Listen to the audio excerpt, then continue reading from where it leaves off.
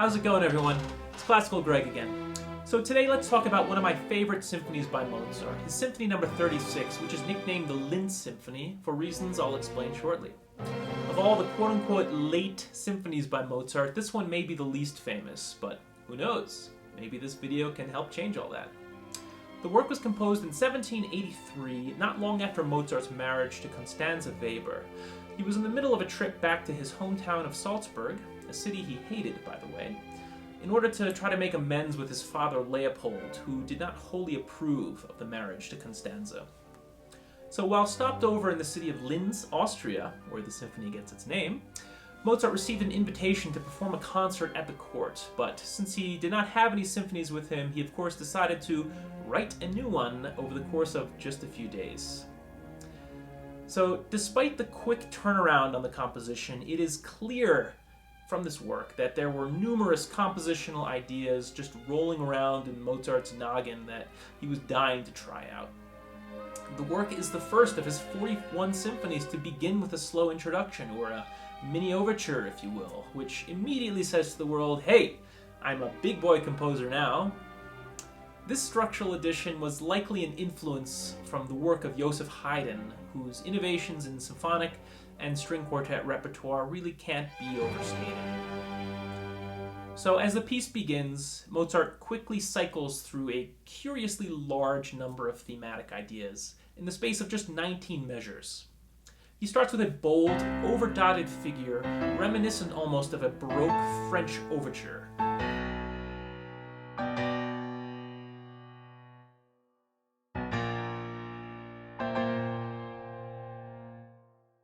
Followed by a tender exchange in the strings.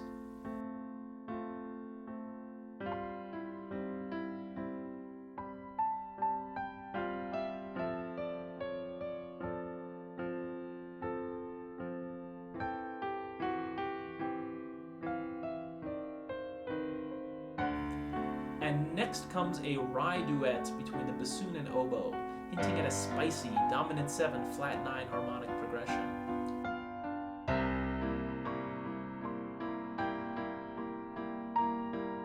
To close out the introduction, the melody shifts to the basses and the cellos, which take us by the hand through an enchanted and kind of creepy harmonic forest until the light finally breaks through with a fortissimo G dominant chord, which serves as an invitation to the allegro section.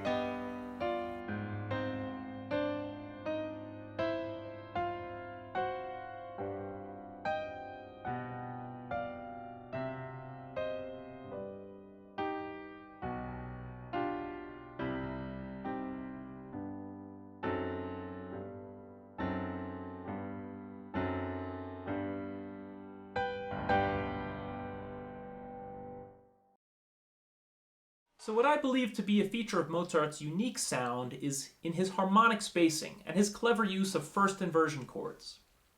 What I mean is that when you have a C major chord, it's built on a root note C, and then a third E, and then the fifth a G, C, E, G. But when you take the root note C and you put it on top, the third becomes the new root note.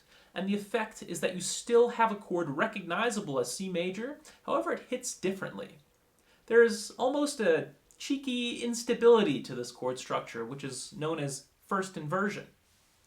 Mozart uses this effect in his overture to the Magic Flute, in his overture to Don Giovanni, and his Symphony number 36, of course, which I think was a test run for his use of it in his final symphony, number 41.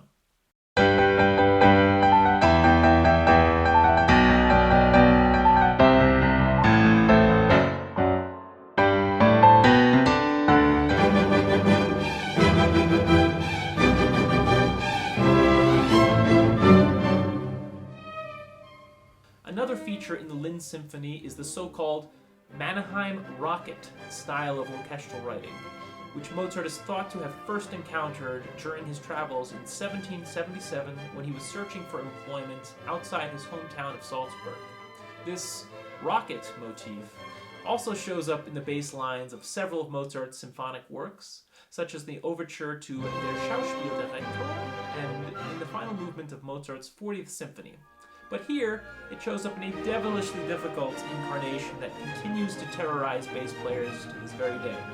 However, I personally have no trouble at all playing it.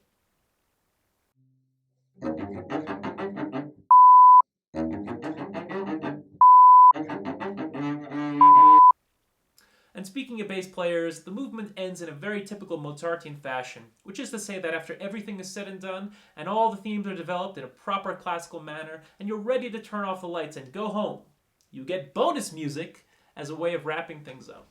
So in this case, after a setup by the upper strings, all the instruments bow down to the almighty bass, which delivers another juicy first inversion moment with a surprise scale culminating in a high E.